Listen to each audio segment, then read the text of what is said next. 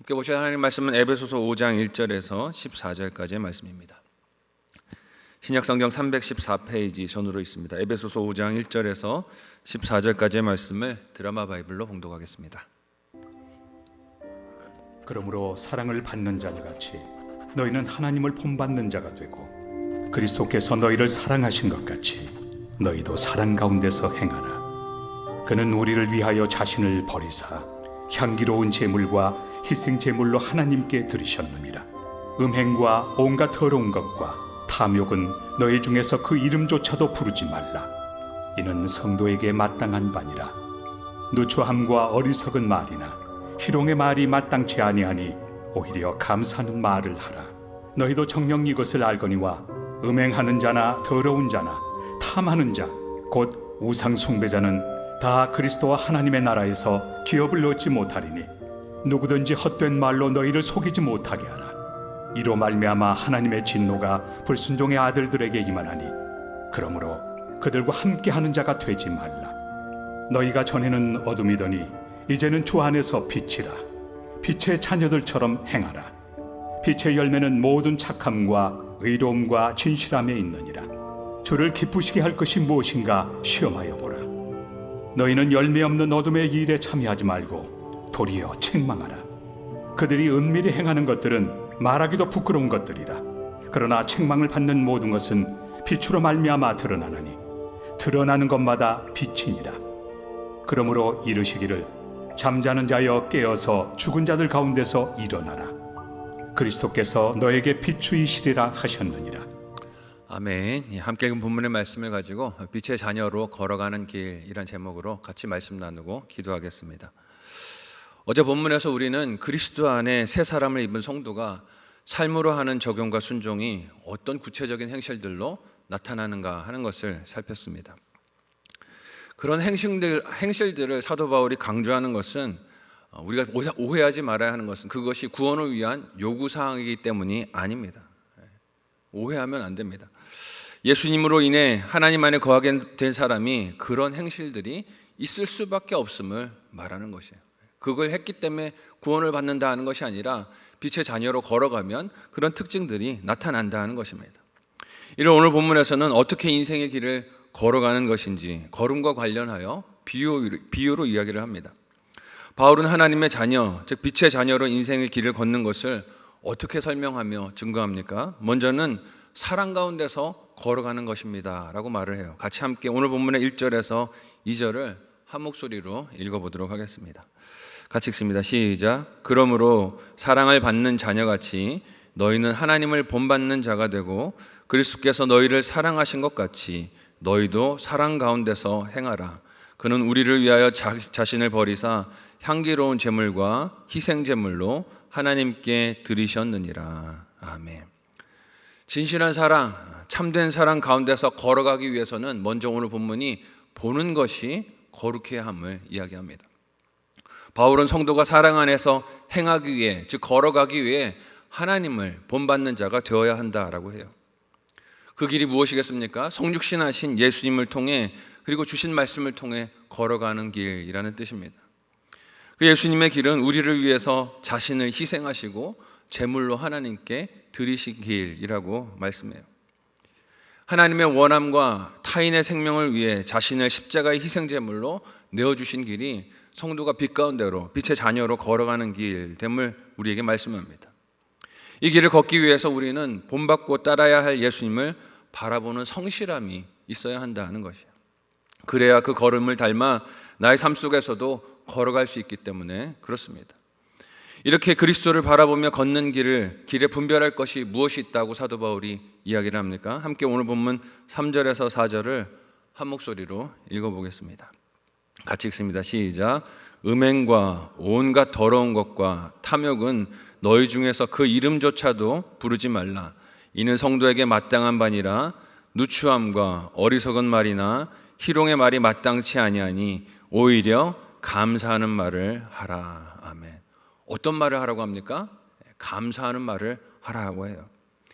바울은 하나님을 본받으라고 권면하면서 그 구체적인 적용이 입술의 언어를 바꾸는 것이라고 합니다. 특히 힘써 강조하는 것이 감사하는 말을 하라고 해요. 왜 입술의 감사가 이렇게 중요할까요? 감사한다는 것은 읽은 본문에서 나타나는 죄와 욕심들을 통틀어서 떠나보내는 적용이 되기 때문에 그렇습니다. 우리에게서 감사의 말이 언제 나옵니까? 감사의 언어는 내게 있는 모든 것이 과분하고 소중하고 넉넉하게 보이고 기뻐할 때 감사의 언어가 나오게 됩니다. 그래서 바울은 이 감사하는 언어를 회복하기 위해서 그 언어와 반대되는 언어를 따르는 자의 결과를 엄하게 경고하고 있어요. 함께 오늘 보면 5절에서 7절을 한 목소리로 읽어보도록 하겠습니다. 같이 읽습니다. 시작. 너희도 정녕 이것을 알거니와 음행하는 자나 더러운 자나 탐하는 자 곧 우상 숭배자는 다 그리스도와 하나님의 나라에서 기업을 얻지 못하리니 누구든지 헛된 말로 너희를 속이지 못하게 하라. 이로 말미암아 하나님의 진노가 불순종의 아들들에게 임하나니 그러므로 그들과 함께하는 자가 되지 말라. 아멘. 사도 바울은 감사의 말을 하기 위해서 음란과 정욕과 음행을 유혹하는 또한 욕심과 이를 일으키는 관계들을 끊어내라고 촉구합니다. 끊으라는 거예요. 왜냐하면 이 유혹들에 승리하는 방법이 끊어내는 것이고 멀리하는 것이기 때문입니다. 우리 신앙의 모습 또 공동체 안에서 생겨나는 관계의 모습들을 봐도 어떻습니까? 감사보다 불평의 말을 일으키는 영향력이 더 큰 것을 보게 됩니다. 불평하는 말들이 일으키는 영향력과 파급력이 커요. 그래서 받은 은혜도 감사하는 이유들도 이 불평하는 자들을 만나면 잃어버리지 않습니까? 감사했었는데 뭐 하나 가지고 와서 불평하고 원망하는 사람을 만나면 감사했던 마음이 싹 사라지게 됩니다. 아, 이 감사할 일이 아니고 원망하고 불평할 일이었어? 영향을 받게 되어 있어요. 이를 분별하고 멀리하려는 노력이 의도적으로 필요하다는 것입니다. 그래야 나의 본래 사명과 성도된 역할들을 감당할 수 있기 때문이에요. 그래서 만나는 이들의 언어도 잘 살펴보시기를 바라요. 그 입에서 들리는 말들이 무엇인가, 나에게 무슨 영향력을 주는가 하는 것을 우리가 곰곰이 곱씹어 볼 필요가 있습니다. 그러면 무엇이 성도된 역할일까요? 바울은 오늘 본문에서 그 역할이 빛의 자녀로 살며 빛의 열매를 맺는 것입니다 라고 말해요. 그 열매가 무엇일까요? 함께 8절에서 9절 말씀을 한 목소리로 읽어보겠습니다. 같이 읽습니다. 시작. 너희가 전에는 어둠이더니 이제는 주 안에서 빛이라. 빛의 자녀들처럼 행하라. 빛의 열매는 모든 착함과 의로움과 진실함에 있느니라. 아멘. 에베소 교회 성도들은 갈등을 겪고 있었어요. 그 교회 안에서 무슨 갈등이 있었습니까? 민족적인 문제가 있었는데 이방인과 유대인으로 그룹이 나뉘어 있는 문제가 있었습니다. 예수 그리스도 안에 한 형제와 자매이지만 그들 안에 이방인과 유대인 사이에 갈등이 있었어요. 그러나 사도 바울은 말합니다. 이방인이건 유대인이건 과거에 그들은 모두 다 어둠 속에 있었던 존재들이라는 것이에요. 이를 복음을 믿어 벗어나 빛의 자녀가 된 성도는 맺는 열매가 착함과 의로움과 진실함이라고 합니다. 이 열매들은 오늘날 세상이 똑똑하다고 말하거나 영리하다고 말하는 모습들과는 거리가 멀어요. 그렇지만 이 열매들은 모두 하나님을 닮은 성품들이고 혼자만의 시간과 자리가 아니라 공동체가 함께 모여 신앙생활하고 동행하면서 나타나고 확인되는 것들입니다. 그래서 신앙생활을 할 때 나 혼자 잘 믿는 것이 중요한 것이 아니라 함께 모이고 목장으로 서로 격려하고 위로하는 것이 중요한 것입니다. 타인의 고통과 아픔을 외면하며 무시하지 않는 마음, 약하고 억울한 형편을 겪는 이들을 도우려고 하는 사랑의 마음, 거짓을 말하더라도 이익을 챙기려는 환경 속에서 솔직하게 자기의 잘못을 시인하거나 사과하는 모습들이 이런 열매들로 나타나는 것입니다. 요즘 우리가 살아가는 세상을 한번 보십시오. 무슨 잘못을 하고서도 사과하는 사람을 찾아보기가 어렵습니다. 다 뭐라고 말합니까?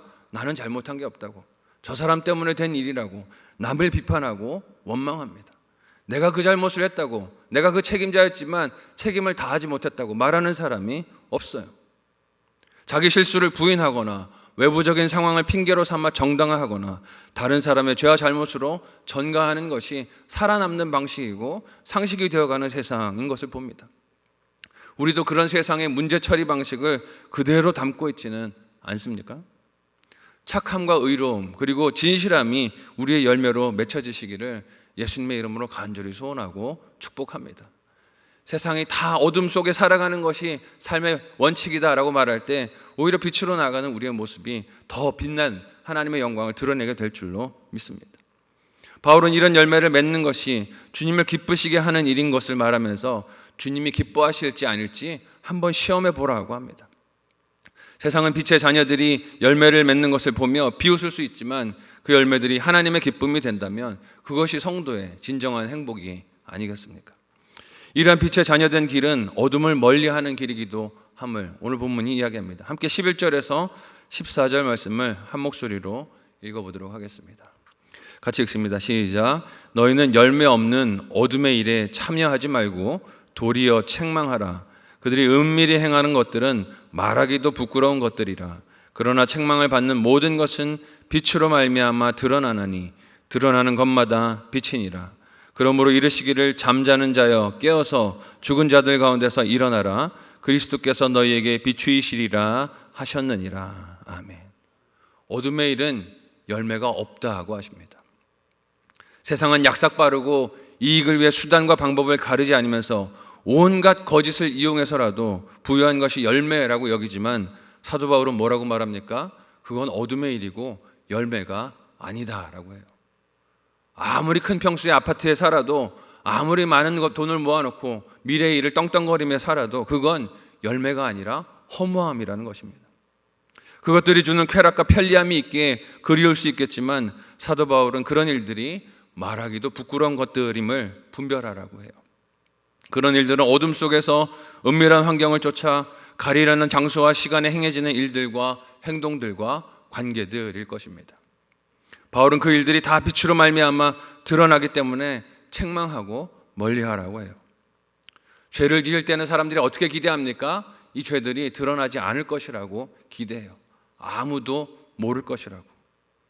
하지만 오늘 말씀은 뭐라고 이야기하십니까? 빛 가운데 빛 아래 모두 다 드러나게 된다고 하십니다.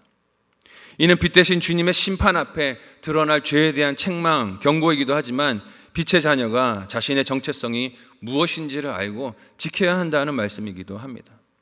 그래서 빛의 자녀로 걸어가는 길은 자기 자신의 길뿐만이 아니라 타인에게도 무엇이 죄이며 무엇이 떠나야 할 길인지를 드러내 보이는 여정이기도 합니다. 그래서 세상이 빛의 자녀들을 보면 불편해해요.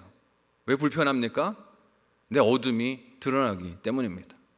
이거 거짓말 아니라고 생각을 했는데 빛의 자녀를 보면 거짓인 것이 드러나고, 이게 죄라고 생각 안 했는데 빛의 자녀를 보면 죄라는 것이 드러나기 때문입니다. 부르심에 합당한 삶은 사랑 가운데서 행하고 주 안에서 빛이 된 자녀로 살아가는 것이라고 말씀하십니다. 그 빛은 오늘 말씀의 착함과 의로움과 진실함의 열매가 반드시 있다고 하세요. 어둠의 일들을 쫓아내고 그 자리를 빛으로 밝히는 역할을 하는 것이라 말씀하십니다. 이 역할이 왜 중요하겠습니까? 그것은 나의 구원과 생명을 위해서도 중요한 일이지만 남을, 특별히 어둠 속에 살아가는 다른 이들의 구원을 위해서, 생명을 위해서도 필수적인 역할이기 때문입니다. 등대 역할을 하는 이들이 있어야 빛을 알아보고 사람들이 빛 가운데로 나올 수 있다는 것이에요. 이 말씀처럼 예수님은 제자들에게 그들이 빛이라 숨겨지지 않을 것이라 말씀하셨습니다. 마태복음 5장 14절의 말씀 우리 같이 한 목소리로 읽어보도록 하겠습니다. 같이 읽습니다. 시작. 너희는 세상의 빛이라 산 위에 있는 동네가 숨겨지지 못할 것이요. 아멘. 저와 여러분은 어두운 이 세상에 예수님의 이 빛을 밝히고 있습니까? 아니면 세상이 살아가는 방식을 따르기 위해서 이리저리 몸부림치며 신음하고 있습니까? 저와 여러분의 인생 여정이 빛의 자녀로 어둠을 밝힌 아름다운 흔적들이 많이 남는 인생이기를 소망합니다. 세상과 같이 많은 것을 가졌다고 자랑하는 인생이 아니라 하나님께서 우리를 사랑하셔서 어둠을 밝히는 빛으로 한평생을 살다 하나님 품에 안겼다고 기억되는 저와 여러분의 삶이 되시기를 예수님의 이름으로 간절히 소원하고 축복합니다. 아멘.